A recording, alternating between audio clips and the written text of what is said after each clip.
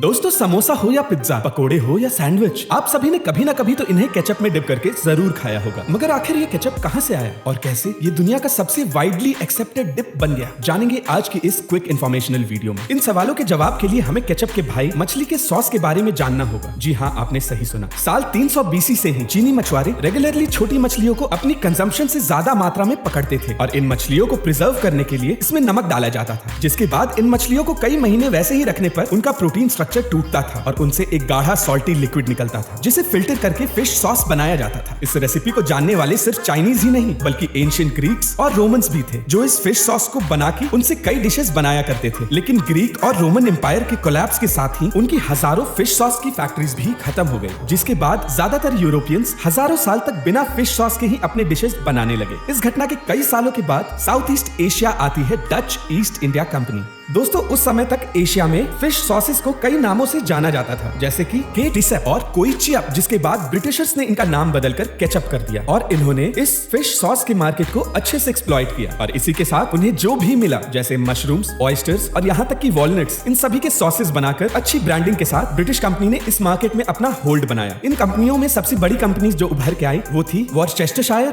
Avon और HP sauce. लेकिन मजे की बात यह है कि इस समय भी टमाटो केचप एग्जिस्टेंस में नहीं था और फिर आया साल 1812, जब फिलाडेल्फियन फिजिशियन और फूड हॉबिस्ट जेम्स मीज ने पहला टमाटो बेस्ड केचप बनाया, जिसमें उन्होंने फ्लेवर्स के साथ कई स्पाइसेस भी यूज किए। जेम्स की टाइमिंग बिल्कुल परफेक्ट थी, क्योंकि साल 1800s के दौरान बॉटल्ड फूड बहुत डिमांड में थी, जिसके बाद जेम्स ने कई तरह के टमाटो केचप्स के फ्लेवर बनाने शुरू कर दिए। इस दौर में इन केचप्स को प्रिजर्व रखने के लिए भारी मात्रा में सोडियम बेंजोनेट और नमक डाला जाता था। लेकिन इस केचप के सफर का सबसे बड़ा बदलाव अभी आना बाकी था। इसी दौरान सब्जियों के अचार के बिजनेस से शुरू करने के बाद हेनरी जे हाइंस ने टमाटो केचप के कई तरह के वेराइटीज मार्केट में लॉन्च किए, लेकिन एक ट्विस्ट के साथ। उन्होंने भारी मात्रा में सोडियम बेंजोनेट की जगह नेचुरल इंग्रेडिएंट्स जैसे अच्छे पके टमाटर और विनेगर का इस्तेमाल करना शुरू किया, जिसका रिजल्ट था एक गाढ़ा थिक सॉस जो पूरी दुनिया में इंस्टेंटली बेस्ट सेलर बन गया और दुनिया भर में छा गया। समय के साथ आज भारत के लगभग हर किचन के शेल्फ में इस केचप ने अपनी जगह बना ली है। तो दोस्तों, ये थी जर्नी टमाटो केचप्स की। अगर वीडियो अच्छी लगी हो तो इसे जरूर लाइक करें और ऐसे ही कई और इन्फॉर्मेशनल वीडियोस के लिए हमारे चैनल को सब्सक्राइब करें।